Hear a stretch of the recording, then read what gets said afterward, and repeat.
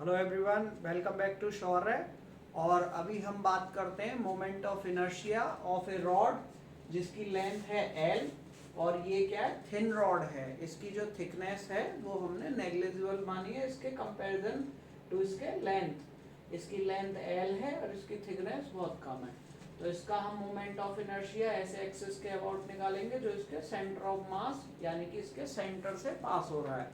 तो इसको निकालने के लिए क्या करते हैं, हम इसके सेंटर से एक x डिस्टेंस पर हम छोटा सा लेंथ सेगमेंट इमेजिन कर लेते हैं। Okay, length segment let suppose we have taken this as dx, क्योंकि ये x एक्सिस के अलोंग होगा, समथिंग लाइक दिस। ओके, तो x एक्सिस के अलोंग होने की वजह से हमने इसकी डिस्टेंस सेंटर से, इसके सेंटर O से x डिस्टेंस मान लिए और इसकी लेंथ dx ले लिए।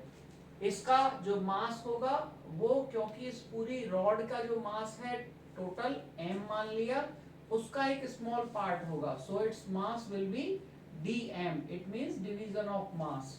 तो इसका हमने लेंथ मान ली dx और इसका मास मान लिया हमने dm है। तो हम क्या करते हैं, इस dm मास वाले लेंथ सेगमेंट का इसके ये जो सेंटर से पास होने वाला एक्सिस है इसके अबाउट इसका मोमेंट ऑफ इनर्शिया लिखते हैं। So that will be equal to division of I. It means it will be small part of moment of inertia and it will be equal to mass time of its distance square from this origin or this midpoint. So it will be dm into x square. Okay. Let's suppose this is equation number first.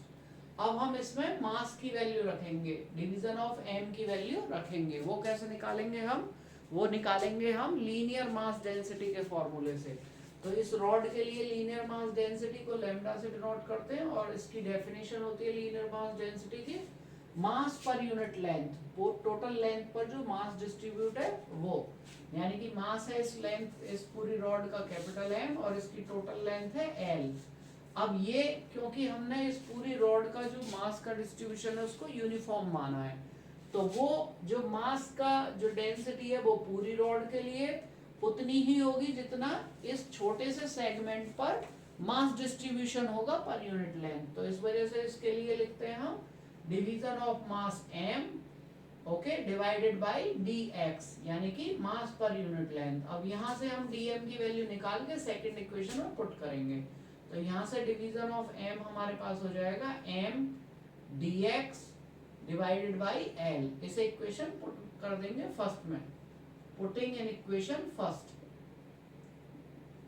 ठीक है, equation first में put करने पर क्या आ जाएगा मेरे पास, di equals to I will get m dx by L into x square. Okay, तो ये जो हमारे पास छोटा सा लेंथ सेगमेंट था, ये जो हमने लिया था इस रॉड का, इसका मोमेंट ऑफ इनर्शिया इस एक्सिस के अबाउट क्या आ गया, इतना आ गया। अब अगर मैं इस रॉड को ऐसे छोटे छोटे कॉम्बिनेशंस, ऐसे छोटे छोटे लाइन सेगमेंट का क्या मान लूं, कॉम्बिनेशन मान लूं, और उन सारे लेंथ सेगमेंट का क्या कर देता हूं, इसकी लेफ्ट साइड की लिमिट से और राइट साइड की लिमिट तक सम कर देता हूं, तो मुझे बेसिकली इस पूरी रॉड का इस एक्सिस के अबाउट मोमेंट ऑफ इनर्शिया मिल जाएगा। और इस पर लेंथ की लिमिट क्या होंगी, यहां से ये होगी हमारी, जब ये पूरी लेंथ L है तो इधर होगा माइनस L/2 और इधर होगा प्लस L/2, यानी कि इसको मेरे को इंटीग्रेट करना पड़ेगा माइनस L/2 से L/2। तो देखिए इंटीग्रेशन करने के लिए मैं यहाँ पर सुटेबल लिमिट पुट कर रहा हूँ। ओके, तो इसे मान लीजिए equation number second, we will write integrating equation second, integrating equation second, okay, upon the limit, upon the limits of length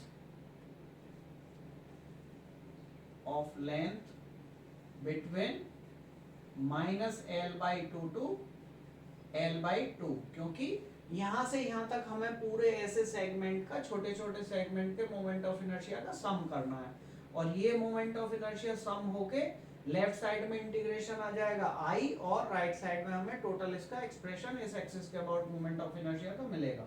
तो लेफ्ट साइड में इंटीग्रेशन क्या होगा, 0 to I di equals to, यहाँ पर इंटीग्रेशन पर हम लिमिट लगाएंगे L पर, so it will be minus L/2 to L/2, या मोर प्रिसाइजली कहें x पर ये लिमिट लगेंगे क्योंकि इसकी जो लेंथ है वो x स्केल होंगे, ओके।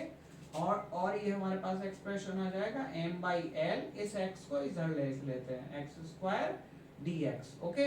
अब इसमें क्या है, m/l कांस्टेंट है तो m/l कांस्टेंट लिख लिया, minus L/2 to L/2 x² dx। अब इंटीग्रेशन करेंगे, x² का x के रेस्पेक्ट में इंटीग्रेशन क्या होगा, एक पावर इंक्रीज कर देते हैं और उतने से ही डिवाइड कर देते हैं। तो देखिए क्या होगा इससे आगे, इसकी लेफ्ट साइड बन जाएगी इंटीग्रेशन करके टोटल मोमेंट ऑफ इनर्शिया बन जाएगा I, एंड राइट साइड बनेगी m/l, और x का इंटीग्रेशन हो जाएगा x की पावर 3/3। अपर लिमिट को हम L/2 को यहाँ लिखेंगे एंड लोअर लिमिट को यहाँ पर लिखते हैं। इसको सॉल्व करेंगे तो m/l, पहले हम x³ की जगह पर L/2 रखेंगे, इसका क्यूब माइनस, अब x की जगह पे माइनस L/2 रखा जाएगा इसका क्यूब, एंड अपॉन में वो टोटल 3 वैल्यू रहेगी। अब इसको सॉल्व कर लीजिए, l का क्यूब L³ अपॉन 2 का क्यूब 8 माइनस इसका क्यूब, ये हो जाएगा हमारे पास L³ और इसका भी 8, और माइनस माइनस यहाँ पर प्लस हो जाएगा अपॉन 3, ओके। इस वैल्यू को सॉल्व करेंगे तो ml, और ये हो जाएगा हमारे पास 2L³ अपॉन 8 एंड अपॉन में 3। इससे इसके ये 2 टाइम्स कैंसिल हो जाएगा और इससे ये 4 टाइम्स कैंसिल हो जाएगा, यानी कि ये हमारे पास बचेगा ml² अपॉन 3, और ये वाला 4 बच गया 4, सो it will B ml² upon 12। तो हमारा इस वाले रॉड का बेसिकली इस वाले एक्सिस के अबाउट, जो इसके सेंटर से पास हो रही थी, जिसकी लेंथ L थी और इसका मास m था, इसके about moment of inertia ml² upon 12 आ जाएगा। इस तरीके से हम इसका डेरिवेशन कर सकते हैं और इसे समझ सकते हैं। बहुत आसान है, इसकी आप प्रैक्टिस करिए। आई थिंक कि आपको ये क्लियर हो गया होगा।